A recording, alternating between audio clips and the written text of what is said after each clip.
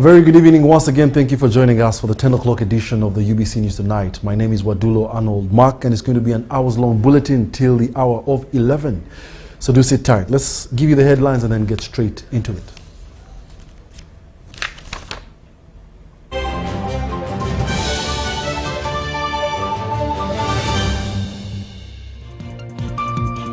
Minister for Trade Sanjay Tana warns that Uganda could run short of electricity due to industrialization.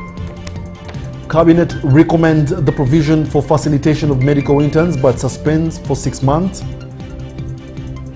Ministry of Works and Traffic Police Operation Salama Barabara nets many.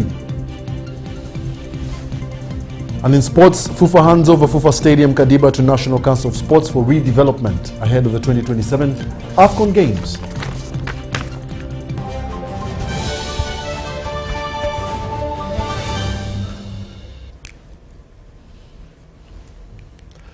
Once again, good evening. Let's now give you the news in detail. President Yoweri Kaguta Museveni has bid farewell to the outgoing Sudanese ambassador to Uganda, Ahmed Ibrahim, following the completion of his 4-year tour of duty. During a meeting at State House in Entebbe, Ambassador Ibrahim thanked President Yoweri Kaguta Museveni, the government and the people of Uganda for the support extended to him and the Sudanese community. He also praised Uganda for receiving Sudanese nationals who sought refuge in the country following the outbreak of the conflict in Sudan in April 2023. President Yoweri Kaguta Museveni thanked Ambassador Ibrahim for his contribution to Uganda-Sudan relations and wished him success in his future assignment. The two reaffirmed the long-standing relations between Uganda and Sudan.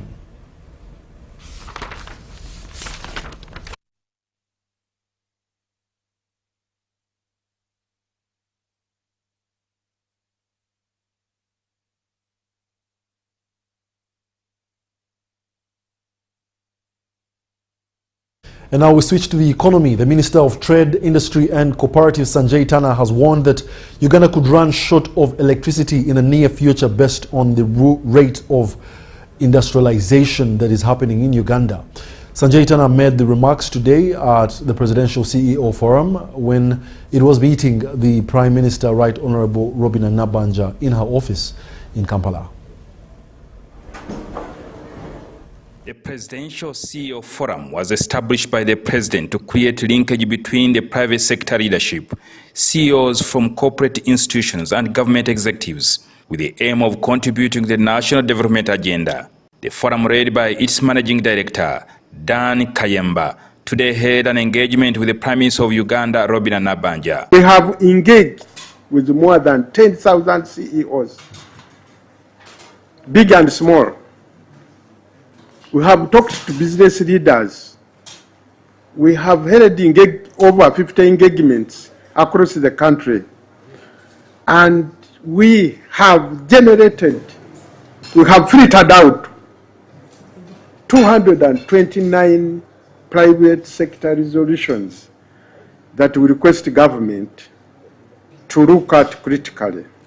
This is an important occasion because for the 5th time, we are coming together to validate what government has committed to do in response to the concerns, recommendations, and the priorities raised by our private sector. It is about making commitments, tracking those commitments, measuring their progress. The Premier commended the forum for the constructive engagements they have had so far held with the government, which have resulted into the establishment of a number of industries in the country. Over the past 5 years, the Presidential CEOs Forum has grown into a trusted platform. I repeat, this has grown into a trusted platform, bringing together business leaders, government institutions, development partners, academia, and other stakeholders to identify the opportunities and the constraints affecting Uganda's investment and business environment. During the meeting, the Minister of Trade, Industry and Cooperative, Sanjay Tana, warned that Uganda could run short of electricity in the near future based on the rate at which the country is rapidly industrializing. Within the next few months, in my own opinion,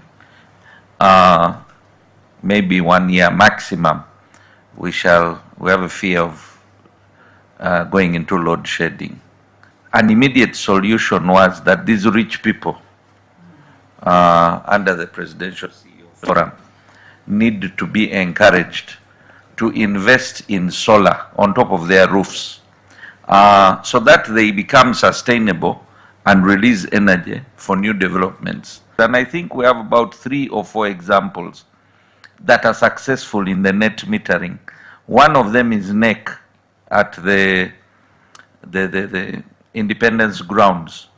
Prime Minister Robin Anabanja said the government is fully aware of this need and one of the priorities of government. Our focus now, using the oil money, is to make sure that the standard gauge railway is up and running. Standard gauge railway. We are also rehabilitating the meter gauge railway. And then electricity. We need to invest heavily so that we have enough electricity for the industries you are putting up. The Executive Director of the National Planning Authority, Dr. Joseph Muvawara, thanked the government for the investment put in the Export Guarantee Funds.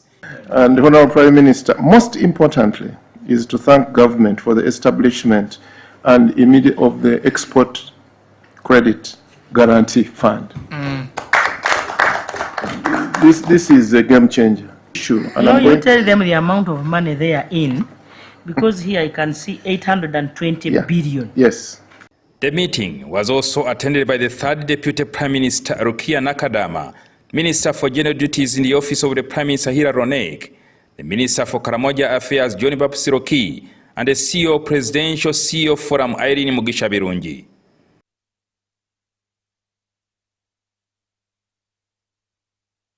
And in more news, Cabinet has recommended the provision for a facilitation of medical interns as slated in the National Education and Training Health Policy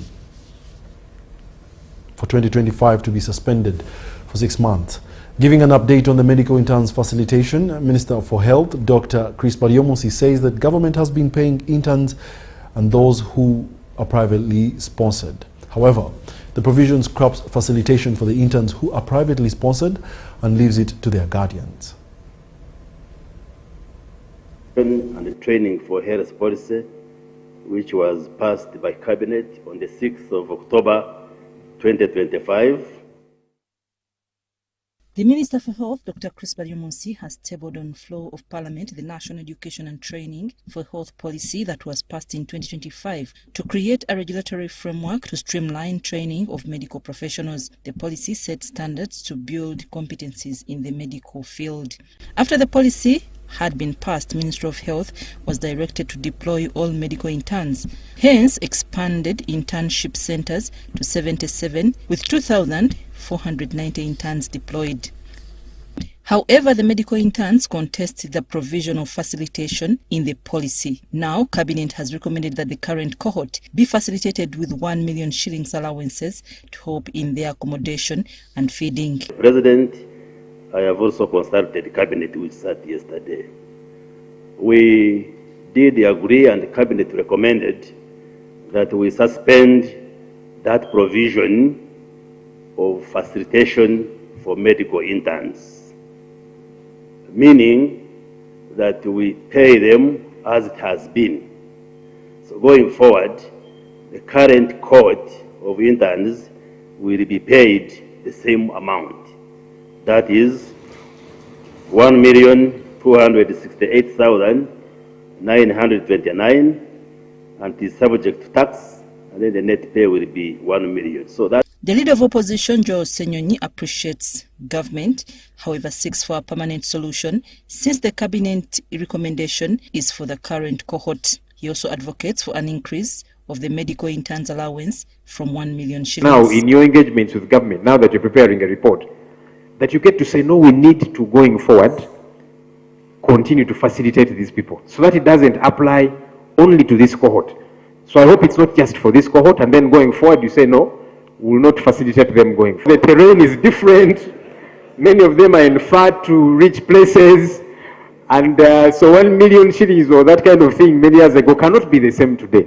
So please keep engaging them and let the conversation be, how do we facilitate them better? You have started now by acknowledging, yes, they need to be facilitated, but that needs to be improved. They're saying the work they do, things are expensive, the places they've got to go and rent are. One legislator wanted to know the fate of medical interns who were arrested during a demonstration. The detailed statement. May we know the fate, or whether there is something that has been decided by the government regarding those who have been arrested in doing what they are supposed to do under the Constitution. I was briefing Parliament that day. I didn't know they were demonstrating coming to Parliament. And I think up to 8 of them were arrested, produced in court, charged, and remanded. As the Minister of Health, I will engage the judicial officers together with Attorney General to see how the issue can be amicably resolved. So those young people should be released so that they can go and start their internship. The chairperson of the Committee on Health, Dr. Julius Mande, was concerned about the safety of medical interns. It was reported last time, I think a year or ago, where some intern lost lives. And this was on account of choosing accommodation in insecure areas of stay. So I think the allowance that we give really needs to be stepped up such that these interns are able to choose accommodation in safer areas. Going to work with the directors of the various hospitals where these interns are deployed so that we help with the management of the hospitals to get accommodation which is near enough and safe enough. Meanwhile, the Minister for Information, Communication Technology in charge of national guidance, Alion York Odria, has presented a cabinet decision to the press at Media Center in Kampala in line with medical interns allowances. As long as a person has been attending lectures for the 5 years, inclusive all other trainings within the 5 years, and has passed all his exams, then that student qualifies for graduation. Minus waiting for internship past the. I'm Nafka Farida in Kampala. And in more news, planners, government has committed 100 million shillings annually to every district to strengthen planning, while each of the 21 ministries will receive 200 million shillings. The Uganda National Planners Union says that the funding will be released in 4 quarterly installments and will improve planning, monitoring and implementation of government programs. Let's have a look. The announcement was made during the Uganda National Planners Union annual general meeting, which brought together planners and officials from the Ministry of Finance, Ministry of Local Government, Ministry of Public Service, Uganda Bureau of Statistics, and the National Planning Authority in a move aimed at strengthening the implementation of national development programs. I'm a transformation manager. Under the arrangement, every district, city, and municipality will receive 100 million shillings, while each of the 21 ministries will receive 200 million. We are very key and pivotal in the planning and the progress of our country. So with this, I know that we are going to be more and we are going to work better. The Uganda National Planners Union says the funding amount is about 16 billion and will be released in 4 quarterly installments. Mugulusi says the funding follows engagements between the union and the government, including a meeting with the Ministry of Finance at Munyonyo in July last year. He says planners must now take a more active role in translating national priorities into tangible development at community level. When government gives us a commitment, it is now upon us as planners in Uganda to use this fund very efficiently and to cause the results than producing. That's why you are assessed. you compete with others if it's an external advert, and they get to say, yes, you can be a senior. For local governments, planners say the new funding will address some of the challenges affecting grassroots planning, particularly limited access to communities and inadequate data. However, for Faustin Baguma, the Chikube District Senior Planner says districts such as Chikube continues to face pressure from the rapid growth of urban centers and town councils. He adds that the district needs more resources for roads, garbage collection and other infrastructure in emerging urban areas and growth centers. Unfortunately, the funding from the central government is still low. As you might be aware that more than 95% of our budgets come from the center. And when we look at, for example, the urban grants, specifically for Chikube, it is quite minimal, and we have quite a number of challenges. Charity Marion Imnat and Kenneth Tanaba reporting for UBC.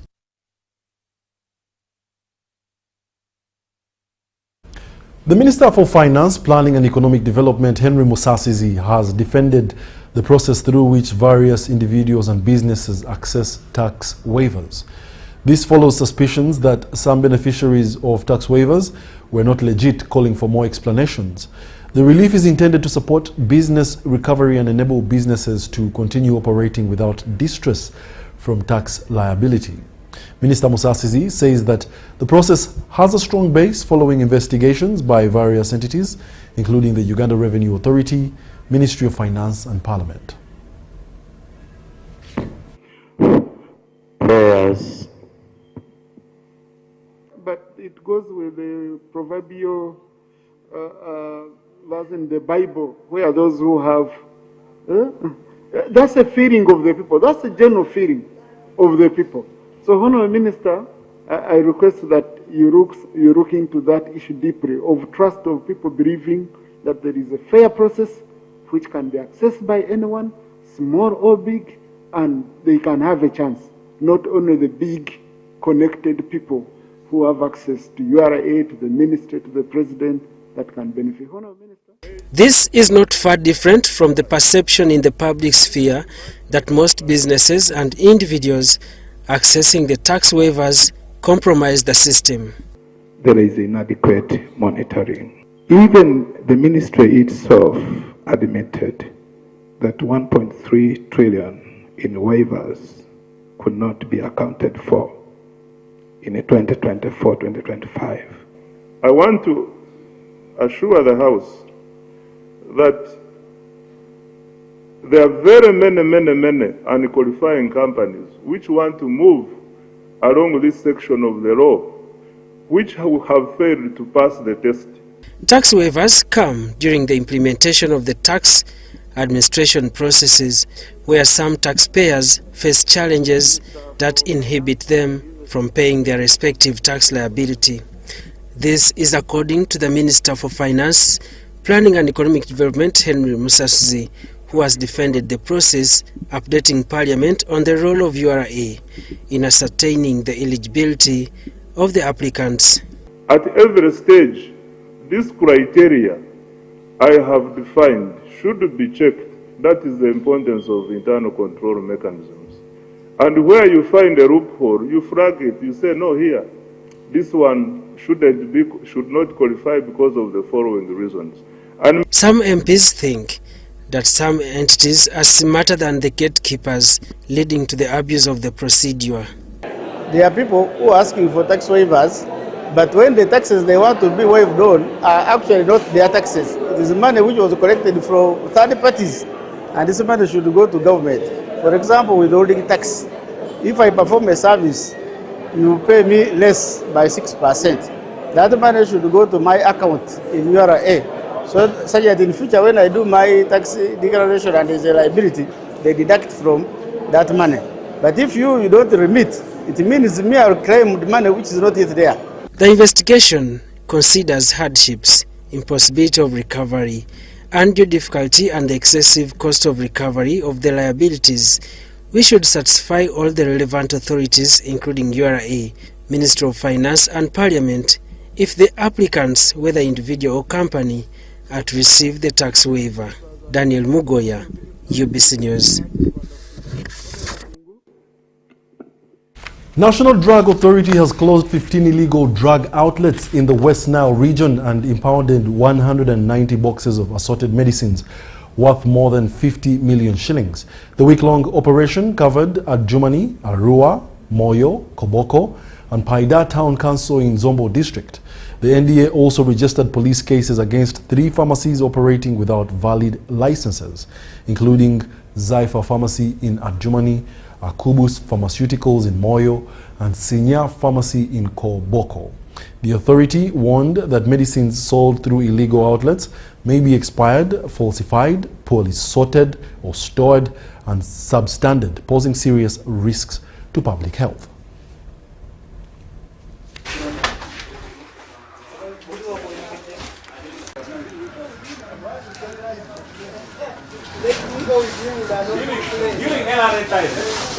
Esangibwa Adjumani, Akbas, a pharmacy, pharmaceuticals in Moyo district, ne Senior Pharmacy, Esangibwa Koboko.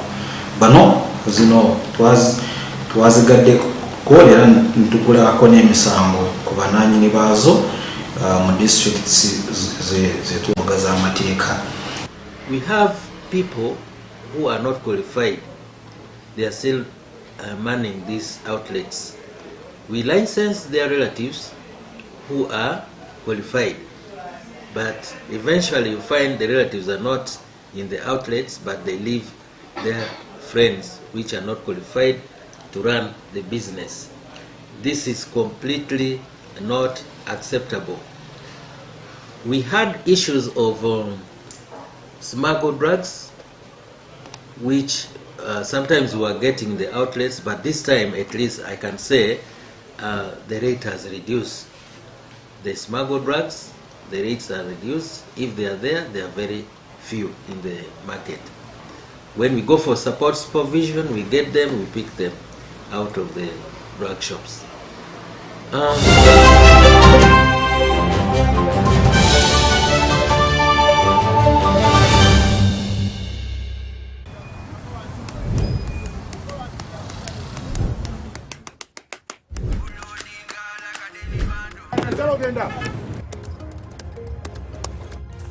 And that's it for today.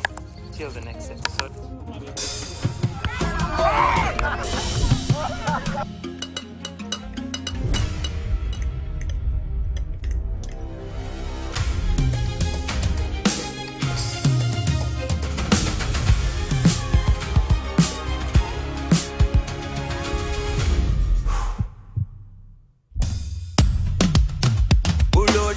Like a daily bando, like a daily bando, like a daily bando.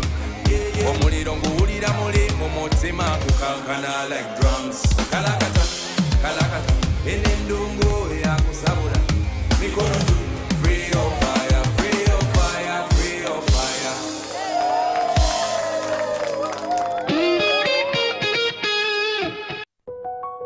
Step into elegance, step into confidence, step into La Vie Boutique. Located at Grand Imperial Hotel, Shop 6 and 8, right behind Bank of Uganda, La Vie Boutique brings you high-class corporate and casual wear for men. From sharp designer suits and crisp shirts to stylish casual t-shirts, tracksuits, shoes and accessories, we've got everything to make you stand out. Call us on 0772 419 181 or 0705 555 558. La Vie Boutique, where class meets style.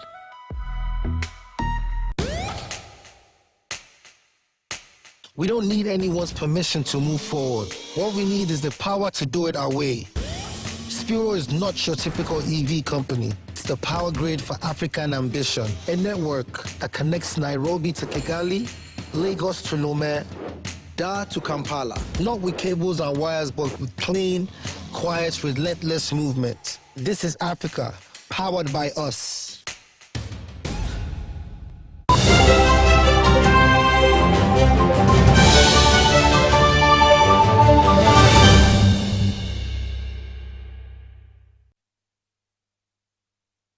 UBC News Tonight continues. Floods have cut off Aoa village in Dokolo district, leaving residents with no roads, health centers, school or clean water. People are now using boats to cross the flood waters to access essential services. Let's have a look at the highlights. At least 88 households make Aoa village in Dokolo district. 27 households have been displaced, while those remaining are struggling to survive in a community with no health center, school, shop or source of clean water. The only link to the outside world is now through this path. Residents say emergencies at night are particularly frightening, while school-going children cross this water and walk several kilometers to school.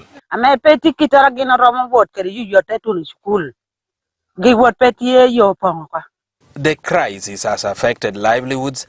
Anna Omara says gardens have been submerged. That one thing to buy chocolate and watch how many can appeal why you kit another one work for a chalk. Capu do that wing it out. Burial has become difficult, with the residents saying graves quickly fill with water, while shallow pit latrines could increase the risk of disease.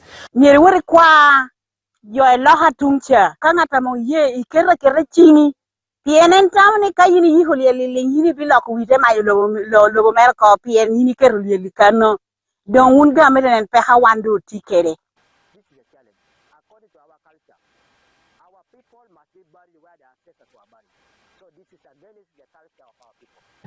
In Dokolo district this year, we have received two issues of disaster: prolonged dry spell and also hailstorm.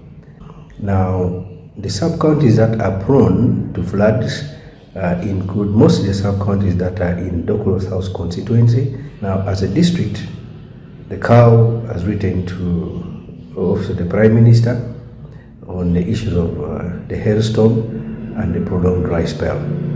However, Minister for Relief, Disaster Preparedness and Refugees, Sam Mingola, said in an earlier interview that the ministry had not received an official report from the district on the situation. I'm waiting. When it starts, I'm on the ground. Our quickest people is the COW. They should report to the COW. COW will write to us, and we're there on the ground. Dokolo South MP Vincent Opito has provided a canoe to ease transport in and out of this village.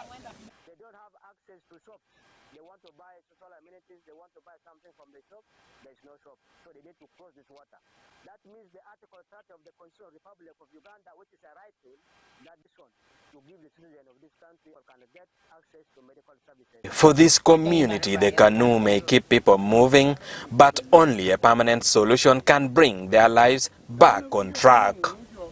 Ediulwa, UBC News.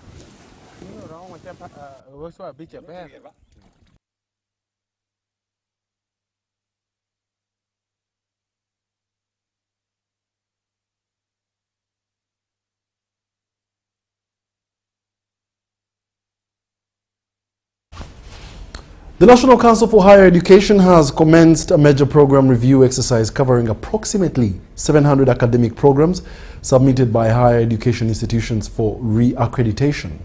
This review is expected to assess whether the programs remain relevant, produce graduates with the skills demanded by the labor market, and also continue to meet acceptable national standards. The reaccreditation of academic programs comes as higher education institutions continue to adapt to changes in technology, the labor market and Uganda's development priorities. National Council for Higher Education says the review places focus on competence-based education and training.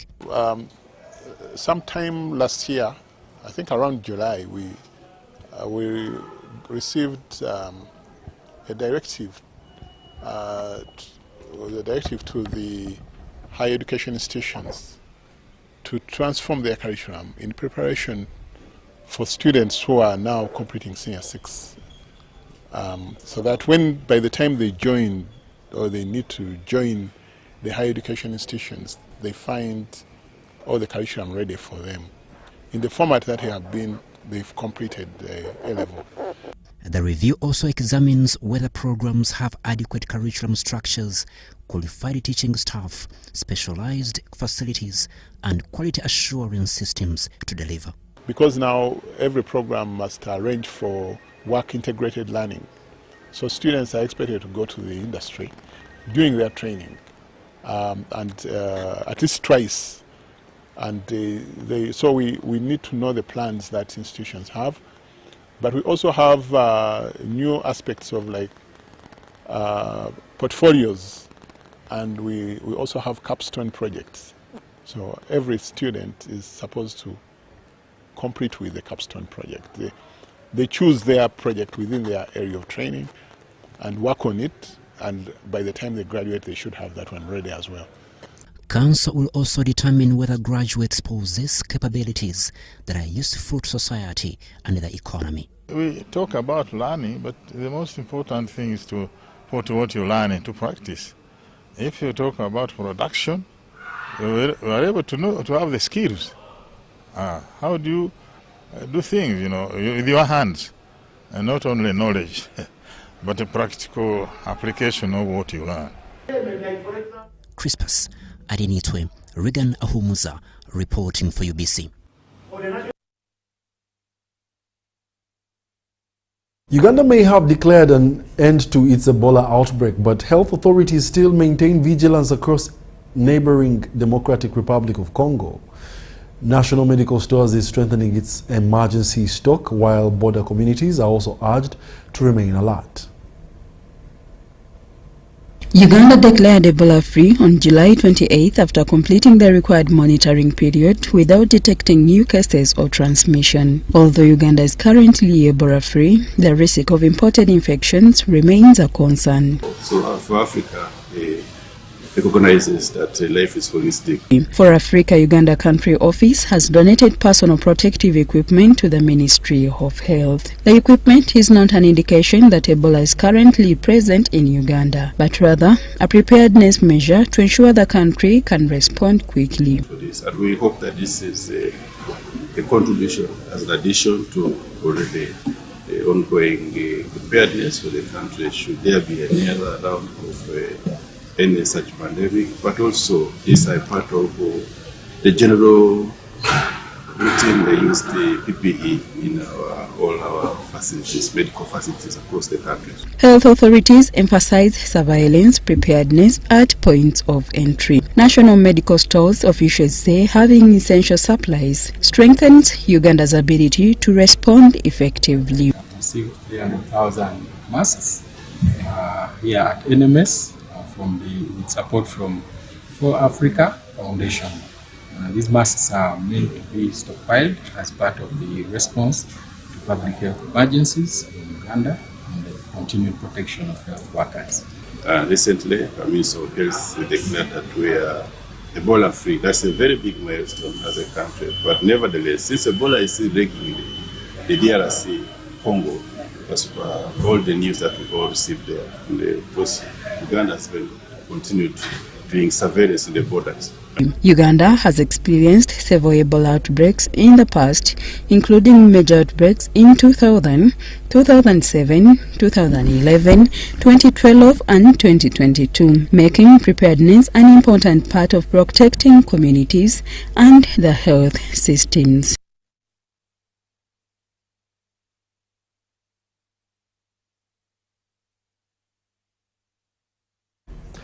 At least 9,500 pupils are due to sit their 2026 Islamic primary leaving examinations conducted by Uganda Quran Schools Association. The examinations will be conducted under the dual curriculum program, combining the mainstream curriculum with Islamic theology and Arabic studies. The Uganda Quran Schools Association Examinations Board will conduct the Islamic primary leaving examinations for the 2026 academic year, corresponding to 1448 AH. The exams start tomorrow, Wednesday, August 19th. At 9 a.m., Arabic language, and at 2 p.m., Tarbiyah, that is Islamic tradition. On Thursday, 20th August 2026 at 9 a.m., the Quran and at 2 p.m.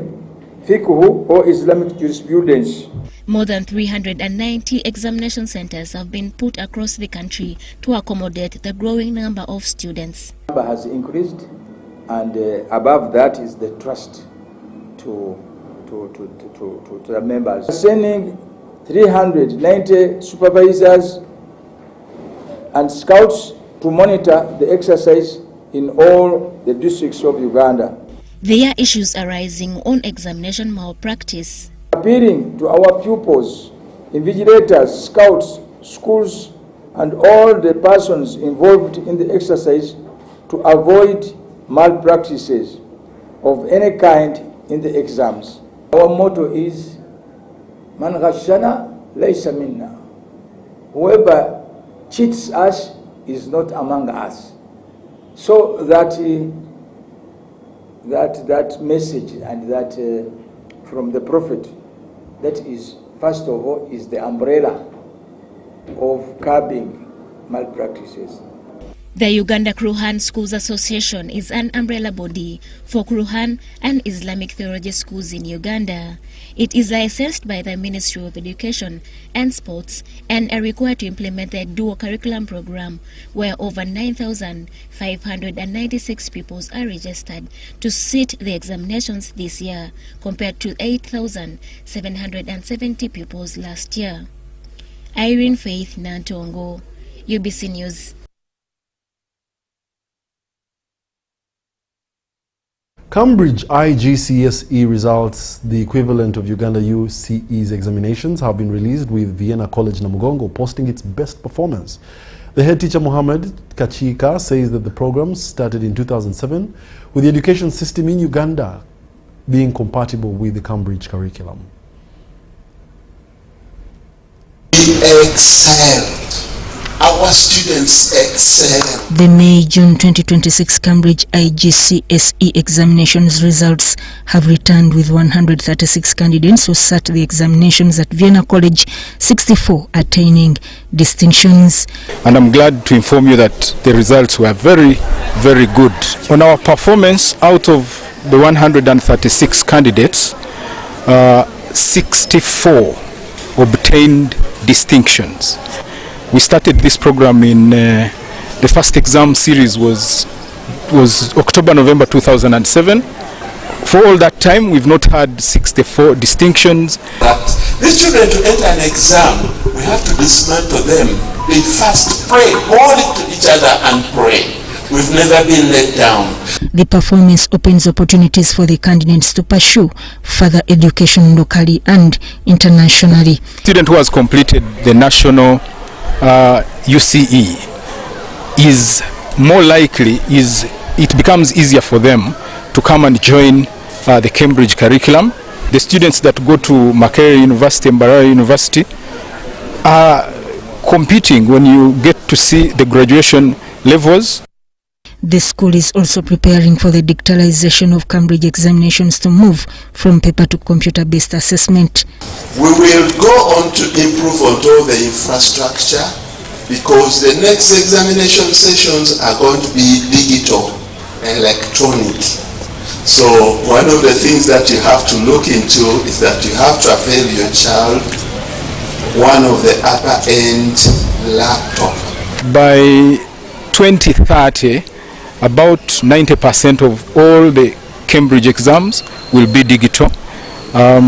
Technology is going to be brought in where you can write on a platform and it translates your handwriting into, something that can be saved and read by the examiners. Top performers told UBC TV their aspirations. Personally, I have a goal and to go into aerospace engineering, and to do that I need to be part of the best of the best. I got 8 A stars, 2 A's and a C, and in future I hope to be a neurosurgeon. Uganda examination is an affiliate of the Cambridge.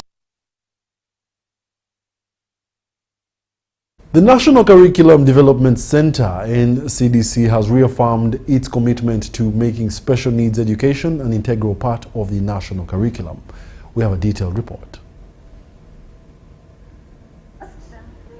More than 700 national and international delegates from the education sector are expected to attend the second International Conference on Curriculum Development, which will provide a platform for sharing ideas, research and experiences while generating practical recommendations to strengthen curriculum development and implementation.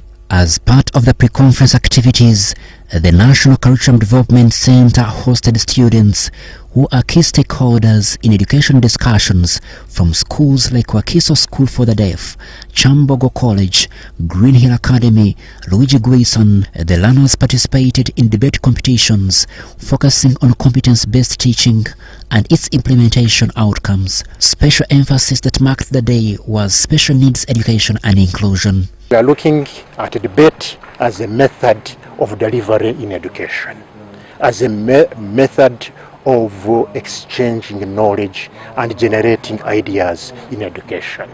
Debate is very important because at the end of the day it builds some skills which may not easily be built in the classroom. Like you can see, they have been doing research on the topic we gave them. That means we are trying to expand on their research capacity. Two, they are able to communicate, and that has been one of the challenges, that our learners, our graduates do not communicate.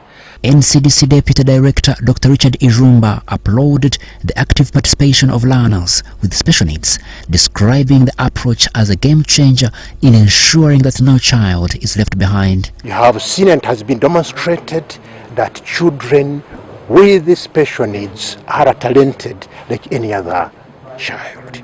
Actually, in some areas, they have demonstrated that they are even more talented than other children. Looking at the quality of the debate, the quality of arguments that they were putting across. Match Tende and from the Wakiso School of the Deaf demonstrated the power of inclusion by actively engaging with non-special needs learners during public speaking activities, proving that disability is not inability. This allows us to interact, share. It helps us to bring in our experiences and be integrated in what we are learning.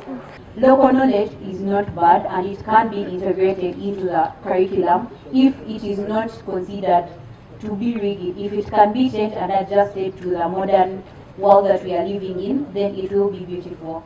Crispus Idinitwe reporting for UBC. An educationist in Nakaseke district has urged parents and students to embrace music, dance and drama as a component of holistic learning. This was during the school's annual MDD inter-house competitions in Nakaseke district. Ladies and gentlemen, the long-awaited Kwesesas house is a poet. We are one. Kazungu says MDD is one of the key pillars of knowledge dissemination under the competence-based curriculum.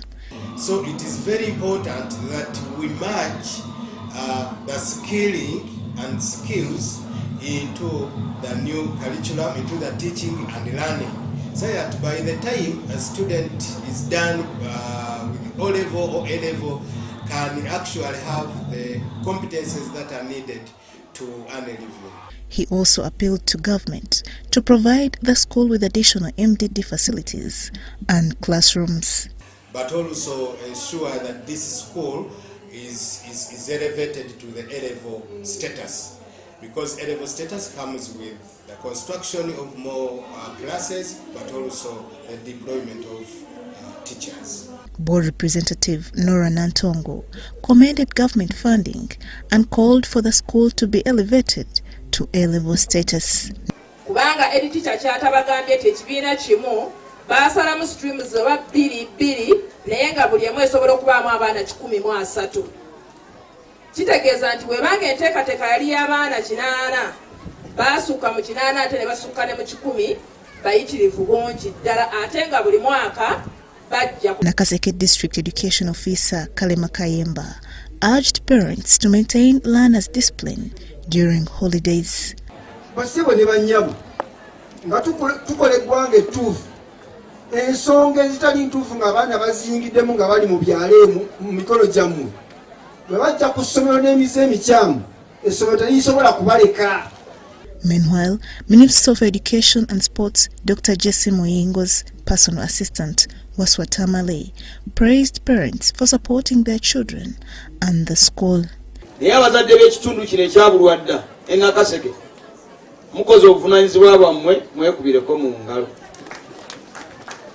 Mutegedde bulungi nti obukadde bwammwe buli mu baana bano. Omuntu yenna ataafeeyo kulabirira baana ajja kaddiwa emirundi ebiri. Akaddiwa tannakaddiwa kuba taba na ssuubi.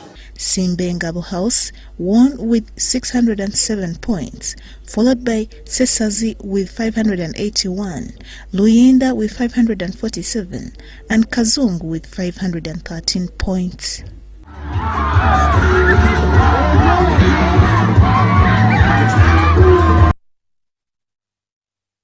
Community Road Empowerment Uganda has commissioned an $86,000 climate resilience and livelihood empowerment project in Bulambuli and Kwen districts. The project targets improved agricultural production, environmental conservation, and community livelihoods. Project that comprises of energy-saving cooking technologies, community road maintenance skills and irrigation technologies is being implemented in Atari sub-county in Bulambuli and selected communities in Kweni district. They used to serve porridge at around 7, but now they begin at around 9, and by 10 things are ready. Lunch is begun mingling at 12. By 1, people are getting. As reversed beginning at 11, 10:30 the other time. Mimi nilikuanga na meko ingine pande ile, nilikuwa nafanyishanga kuni mingi sana, lakini namna walitufundisha na meko hii tunafanyisha kuni nzuri sana. We cook food ranging from, especially for lunch, we cook about 30 kilograms, and in those 30 kilograms of maize, it is cooked within 1 hour. Just 1 hour, the food is ready for consumption. Officials from the Ministry of Agriculture, Animal Industry and Fisheries have commended the development partners for supporting climate-resilient agriculture. It is about creating opportunities for increased production, improved incomes, employment, and better livelihoods. These initiatives will strengthen resilience and complement the form-term benefit of the irrigation scheme. We hand over these activities today.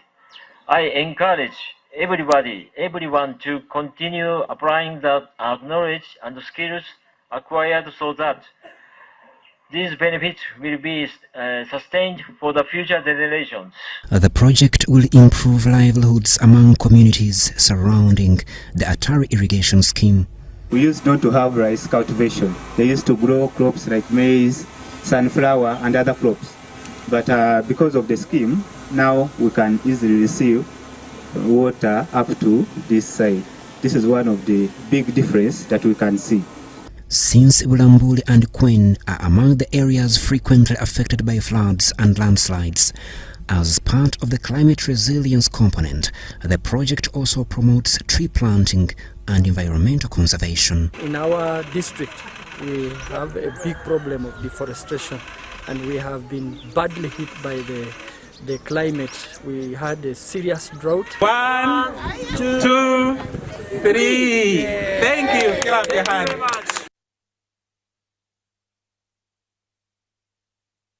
President Museveni has said regional integration will offer the path to shared prosperity. He was represented by Minister for Finance, Planning and Economic Development, Henry Musasizi, at the ongoing opening of the 3rd Annual Regional Industrialization Conference. And the 2-day conference is focusing on how the region can move to actual investment, innovation, manufacturing and stronger regional value chains. Africa's industrial transformation is taking center stage in Kampala as policymakers in the private sector converge for the 3rd Annual Regional Industrialization Conference. The conference is seeking practical solutions to transform largely raw material-based economies into competitive manufacturing and value-adding production hubs. Industrialization stands at the heart of this ambition. Without a strong industrial base, our region cannot achieve sustainable, inclusive, and transformative economic growth. Industrialization creates jobs, adds value to our abundant natural resources, expands intra-regional trade in manufactured goods, and reduces our vulnerability to external shocks. It is the engine that will drive the structural transformation of our economies and deliver the higher living standards our people rightly demand. For us to improve the competitiveness of our industrial agenda, we need to address a number of things. But first, we need to know as a region, what do we have? Because as we stand now, the gist of the matter is that we need to produce more, we need to manufacture more, and we need to export more. That's what we should be looking at in this conference. The focus is shifted to implementing policies, mobilizing investment, and strengthening production systems. For Uganda, the discussions come at a time when the country is seeking to increase value addition, expand manufacturing, and create more jobs through industrialization. We need to start looking at industrial policy. And by industrial policy, I don't mean that we have a Uganda industrial policy, or we have a Kenya industrial policy, or a Tanzania industrial policy. I think it's time we should have an East African industrial policy. And the reason I say that East African industrial policy is that's when we'll start mapping out. We'll do value stream mapping of each and every value chain, and we'll see what is good for which country, and how can we complement each other, and how do we move forward in a complementary manner as opposed to moving forward in competition. As we start thinking about how do we integrate more as East Africa, the issue of the common currency is very topical. And I know that the central banks have been discussing it, and there's a vision and a roadmap to getting that common currency across the border done as quickly as possible. I think for a lot of us, it's something that is a welcome development that we would really want to see expedited and executed as quickly as we can, because it facilitates trade, it allows us to move across the borders. I mean, for us, for example, in the banking industry, it would be a pleasure and a great honor if someone can open an account in Kenya or in Tanzania and Rwanda and be able to transact here, and that they can have the same currency across.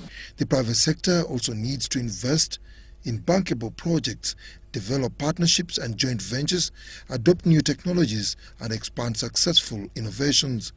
Agriculture is also expected to remain central to the discussions. The conference is expected to produce a presidential communique containing trackable commitments, followed by a regional industrialization conference policy scorecard within 90 days to assess progress on implementation. Dennis Igoa and Zara Bigawa for UBC. In the world of conservation stands one aspect that will save the world's fast disappearing biodiversity, and that is the sacred natural sites. So far, districts are developing ordinances, laws to protect them. Sacred natural sites and territories are central in protecting and supporting the relationship between people's land and culture of indigenous populations. In the world of conservation and climate change are two issues: biodiversity and nature. It's what has kept the world food secure. But of recent, there has been growing cases of environmental degradation, which has rendered the world to experience climate change. But in the world are remains of untouched, untampered with ecosystems or biodiversity, the sacred natural sites. These are highly respected and revered areas by the communities.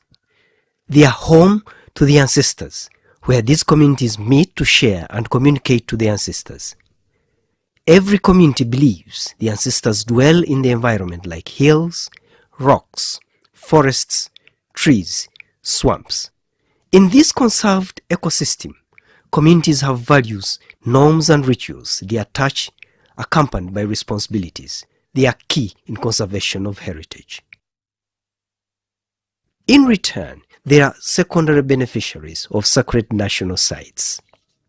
This is Lotome worship site in Napak district, Karamoja sub-region, where Richard Alengia owns an orchard near sacred natural site here. I have 48 lemons here. Then there, I have guavas. This side for fruit trees. Then this side, vegetables. Where every day, I do collect these basins of tomatoes, 16 a day. Now, for money, I sell this basin at 25,000. This tobacco, I have here 710 plants. Now, the elders, they put to their nose. It is used as herb. He indirectly benefited from the results of biodiversity conservation. Karamoja sub-region is semi-arid, but the indigenous people have not cut down these trees. They have conserved them.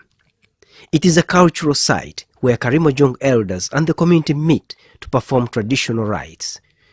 These areas are rich in biodiversity. They are used to gather herbs, which the elders use to treat natives. The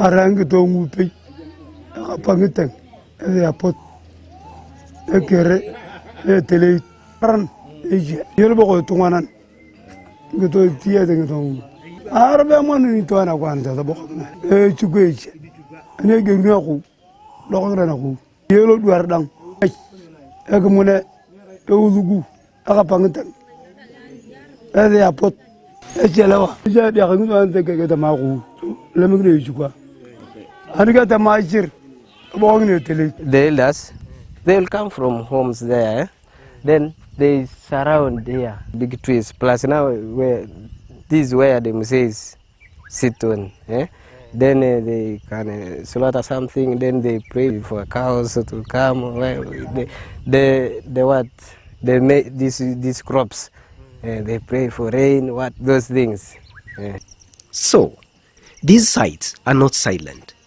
They need protection to preserve nature and the identity of a people.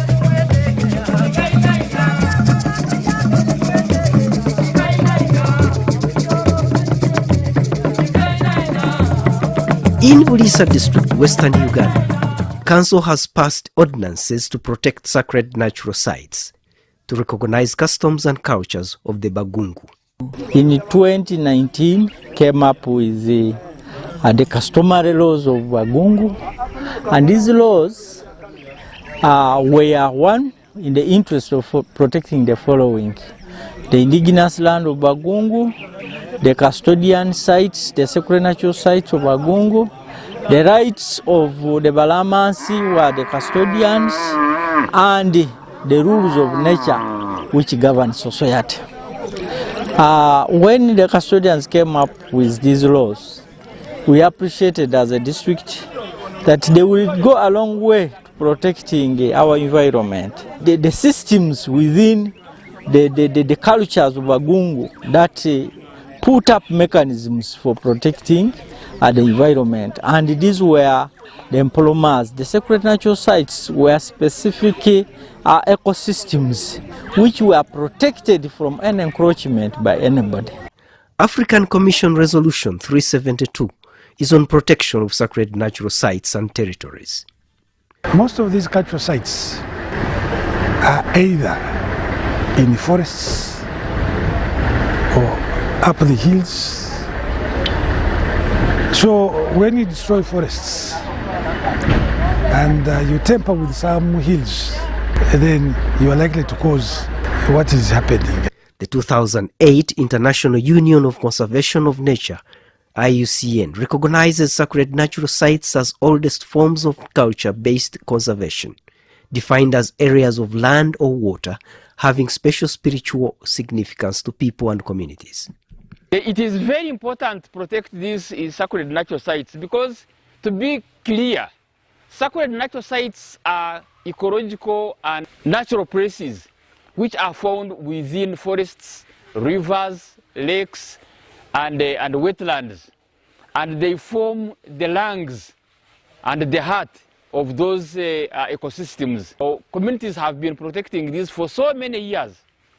But now, because of influence of modernity, influence of mainstream religion, these custodians have been suppressed. Climate change is negatively affecting the globe. Biodiversity is most important for food security and food safety. Sacred natural sites and territories are central in protecting and supporting the relationship between peoples, land and culture, especially for indigenous populations or communities, although indigenous knowledge has been severely underestimated. Sacred natural sites are important ecological, cultural and spiritual areas in the conservation of all forms of biodiversity and ecosystems. So, implementing the resolutions is key in conservation. Aviana Francisco, UBC.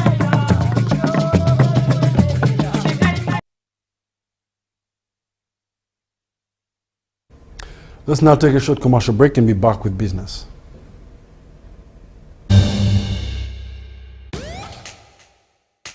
We don't need anyone's permission to move forward. We never have. What we need is the power to do it our way, to move our people, our goods, our ideas across cities that breathe with our energy. Spiro is not your typical EV company. It's the power grid for African ambition. A network that connects Nairobi to Kigali, Lagos to Lomé, Dar to Kampala. Not with cables and wires, but with clean, quiet, relentless movement. Every swap keeps the city running. Every ride links one life to another. We're copying no one else's future. It's we who powers the cities we live in. It's we who shapes the world they'll become. This is Africa, powered by us.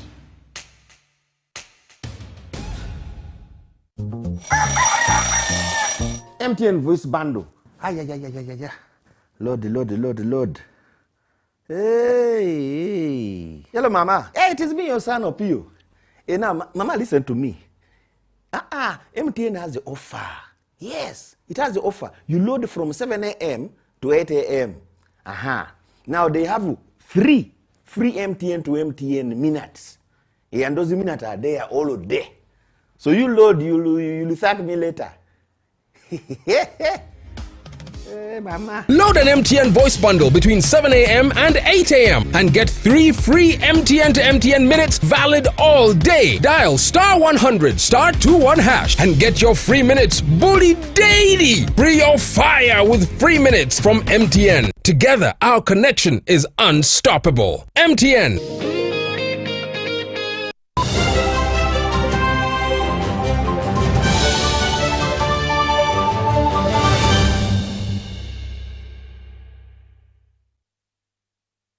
And in business, motorists have been offered a new financial solutions combining investment with comprehensive motor insurance in a move aimed at helping vehicle owners manage the financial impact of accidents and unexpected damage.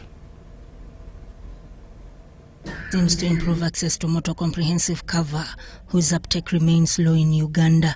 The Insurance Regulatory Authority says only about 15% of insured vehicles are currently covered under comprehensive insurance. For many Ugandans, a vehicle is more than transport. It's a family asset, it's a source of income, a business enabler, and in many cases, a foundation for livelihoods. When something happens to that vehicle, the impact can extend well beyond replacement costs. Yet comprehensive insurance remains relatively underutilized in Uganda. According to the Insurance Regulatory Authority statistics, like I told you, only about 15% of the vehicles registered have comprehensive cover. Integrating insurance with investment will give customers greater protection while supporting their efforts to build financial security. All Mutual Group, we believe investing should be relevant to the everyday financial lives of Ugandans. It should be part of a broader financial journey that allows customers to grow their wealth, protect the progress that they have made, plan with greater confidence and not merely put money aside while waiting for a return. Today we have close to 100,000 unit trust holders who have entrusted us with their investments, and this is a reflection of the growing investor participation and confidence in professionally managed investments. The development comes as motor insurance premiums declined from 206 billion shillings in 2024 to 166 billion shillings in 2025. Reflecting on the usage of the national ID, because you have to indicate your national ID number, and then when it comes to authentication, I don't know how this process will be done, but we have given some guidance on that, and we are having a good working relationship with NIRA on that. These numbers tell us that more Ugandans are beginning to recognize that their money can do more than simply sit in a savings account or meeting day-to-day immediate needs. Most Ugandans now know that it can be invested, managed professionally, and deployed into productive assets that contribute to individual financial goals and ultimately to economic development. For UBC News, I am Sudat Kaye.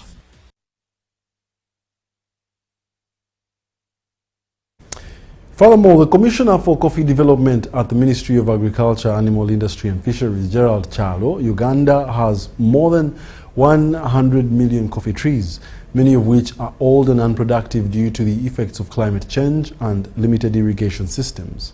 He was speaking during the Ministry of Agriculture AgriConnect stakeholders engagement in Kampala.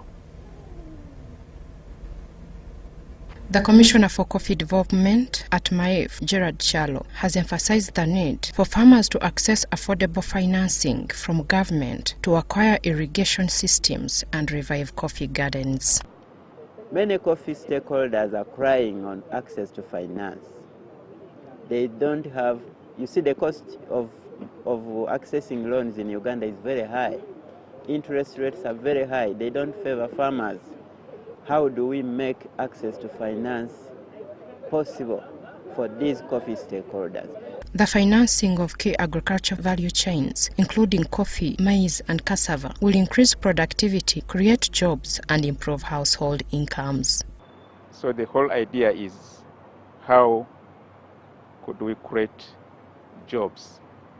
But of course, for us to increase production and productivity of a value chain, there is need always for financing, both from government and also private sector.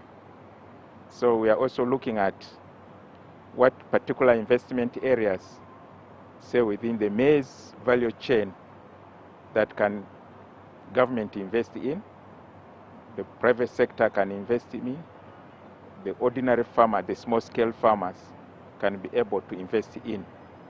With the major focus now is how do we create and increase jobs. Chalo says Uganda is targeting to increase coffee production to 20 million bags by 2030, up from the current 9.5 million bags. Where do we want to be is 20 million bags.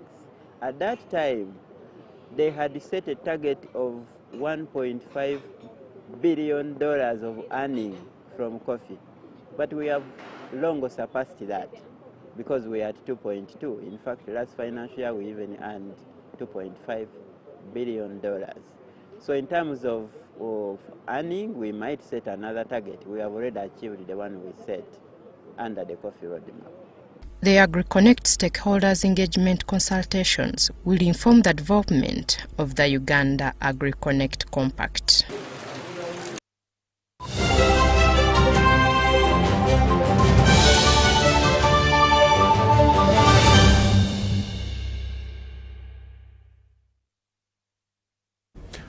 And in sports, a contingent of 32 players, parents and coaches from Edgar's Youth Academy have departed Uganda for Munich, Germany for a 12-day football and tourism experience.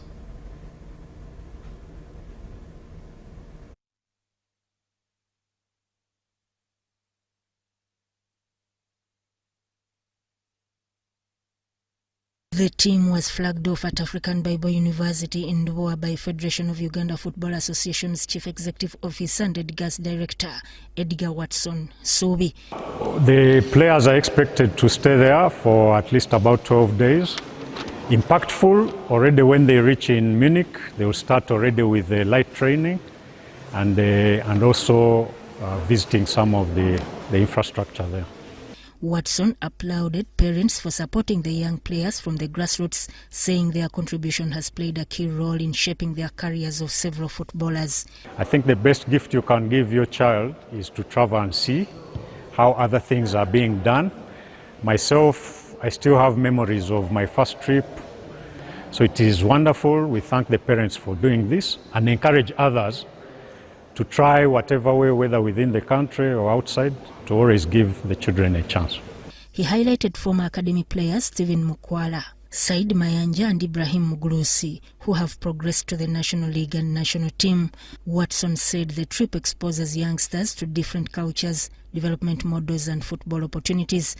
The players will attend training camps, play friendly matches, visit major stadiums including the Allianz Arena and Red Bull Salzburg, and watch a DFB Cup between 1860 Munich and Holstein Kiel on August 22nd. The beauty about exposure is that the children will learn the different life skills, exposures on how football is played at an international stage, and we start the investments now. God willing, 20 years down the road, we then can make Uganda a #1 football destination in Africa. So we're proud to partner with Edgar's Youth Program for this initiative. The under-7 and under-12 sides will face SV Halos Dagfing, while the under-13 and under-16 teams take on SV Munchen Lime on August 2024 before returning on 27th August. Okay, wish you the best. Okay, thank you so much. 2, 3. The Deputy Governor of the Bank of Uganda, Professor Augustus Nwagaba, has called for increased public awareness and collective action in the fight against cancer. He says that Uganda continues to register thousands of new cancer cases annually, while limited treatment and fatalities and also equipment remain a major challenge.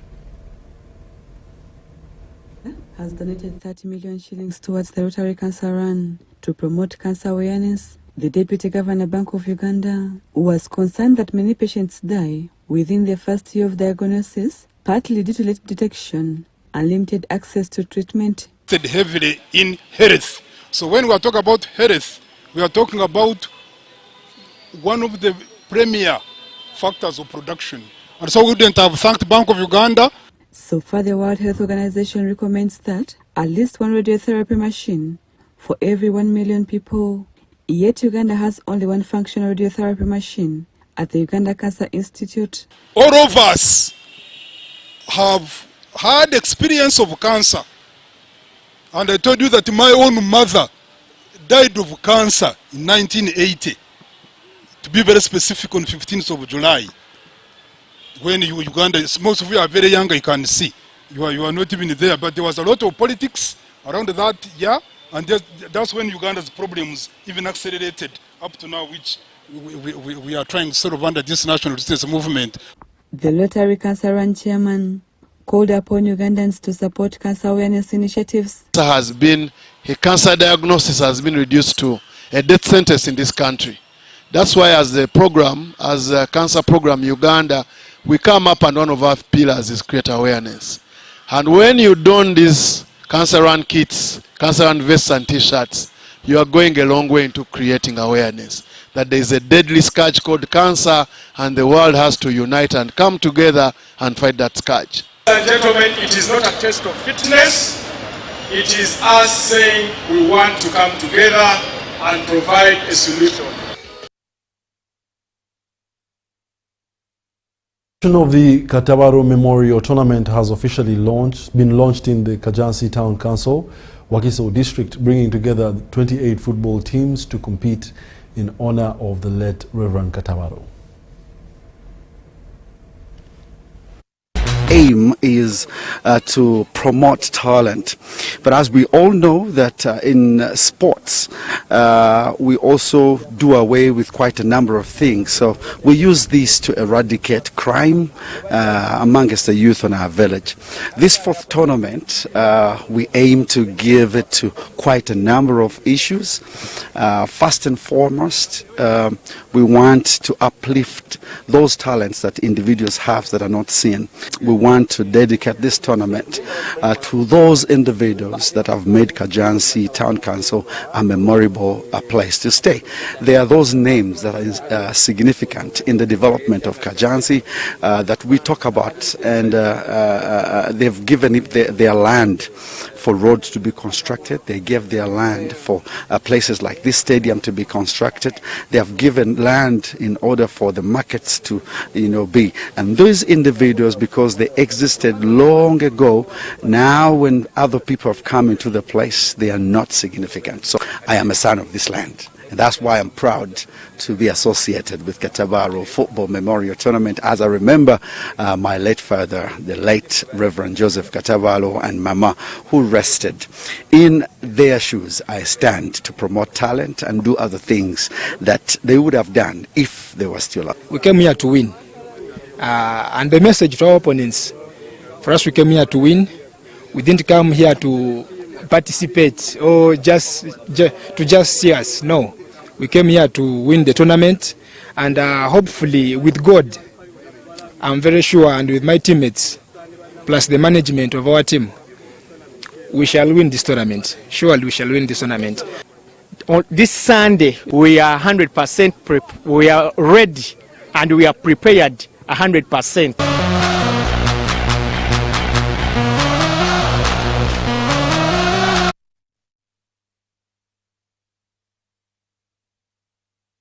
The end of our UBC News tonight. Thank you for being a lovely audience. Have yourselves a lovely night.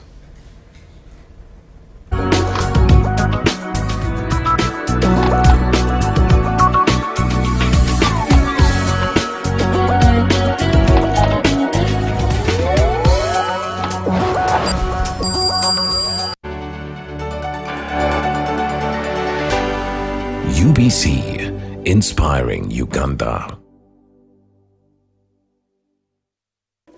In a nation hungry for truth, a world where every story matters, there exists a beacon